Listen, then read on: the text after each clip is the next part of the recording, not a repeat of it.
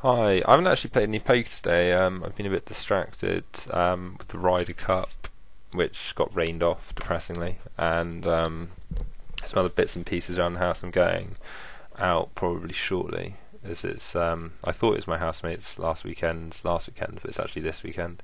So it looks like a boozy weekend ahead, um, which should be eventful, but probably not too productive and conducive towards playing poker. Hopefully I'll play a bit before I go out. Yeah, I'm just going to do two quick hands which I played from last night. Two ace king hands, which I hope. Yeah, I don't know actually. I'll go through them and I try and refresh my memory which one's which. Okay, the game's pretty decent on the wrong side of the sort of fish. He's not. Yeah, I don't know. The 5-10 games are pretty tough, really. Like, if you look at this table, like this guy's weak, competent, possibly decent. Depends what his name is. Oh no, this guy's terrible. He's really an anomaly. Plays really awful poker, but with very similar stats to me. And then I don't know who this guy is. Yeah, he seemed to play relatively well in the session. This guy was very poor. So the 5-10 is a bit of a rake trap. I remember chatting to Phil about this, and it's like he was trying to clear some bonus on Betfair, so dropped down to 5-10 because it like just to get quantity of games in, and he was like break even over 20,000 hands or 25,000 hands, and for somebody who's got like a 3 big bet per 100 win rate at like 100, 200 plus, it's kind of surprising. Yeah, so I don't know. Maybe I might just skip 5-10. My 5-10 I've played like maybe 60,000 hands of this 141,000 at 5-10. And it's just like my win rate's nothing compared to like 10-20 or the 3-6 below. So it's almost just like not worth playing it and just skipping it. And that's what quite a lot of people do say, that it's worth just completely skipping 5-10 and jumping to 10-20.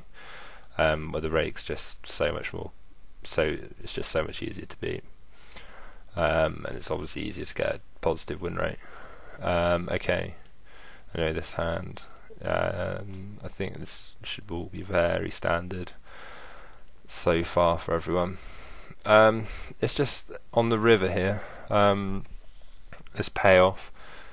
The guy is kind of weird post flop. He might seem aggressive with the 2 AF, but a bit over 2 AF, but he's really kind of like hit or miss.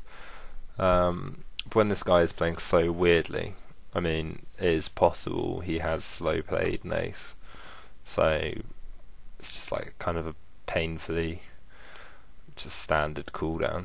I don't know why I found that hand quite interesting. Anyway, never mind, it was particularly standard and dull. Anyway, yeah, he gets there on the end. Hopefully this one's a bit more interesting. Our quick note about the table: obviously bad player under the gun, and then two competent-ish players, and then sandwiched by a fish and kind of an aggro fish. Aggro fish are my favourite people to play against. They really put you to the test a lot, but they lose a lot of money very quickly because they're just getting into too many spots where they're making the wrong decision. Like nitty guys like this, just probably like maybe half to like 1.5 big bet loser. Anyway, I've digressed. When he flats, he doesn't cap. He is definitely the capping type, so he can take all sort of ace king, ace queen, ace jack. Ace jack? No, he doesn't try that. But ace king, ace queen, and then all the pairs like tens up. So you can sort of get an idea of what his range is. It's also very much the slow playing type, sort of the take everything to the turn and raise it.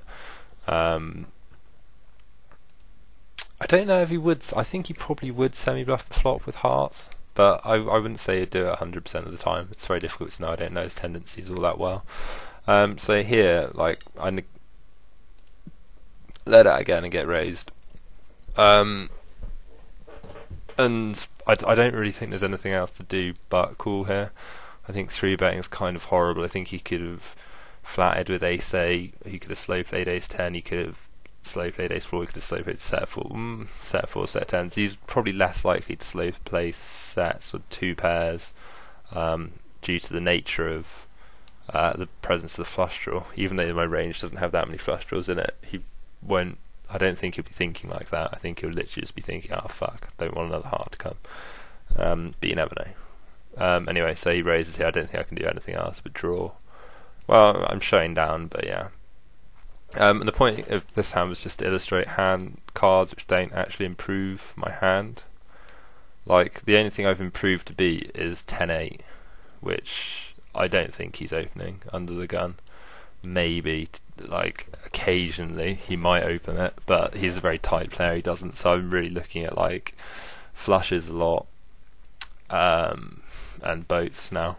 And you often see people lose an extra 2 bets. Well, they basically 3 bets going on this river, when I really think, like, you want close to none going in after the turn raise when you haven't really improved all that much. And yeah, I've been doing quite a lot of bet saving. Well, I've been saving quite a lot of bets recently, which has been quite satisfying, especially in spots like this when a lot of other people do lose a lot more, because it's kind of just like sweet trip aces, check raise, or lead out, which is kind of gross as well. Right, I'm going to go and have a shower before I go out. I'll actually get some food as well. Good night.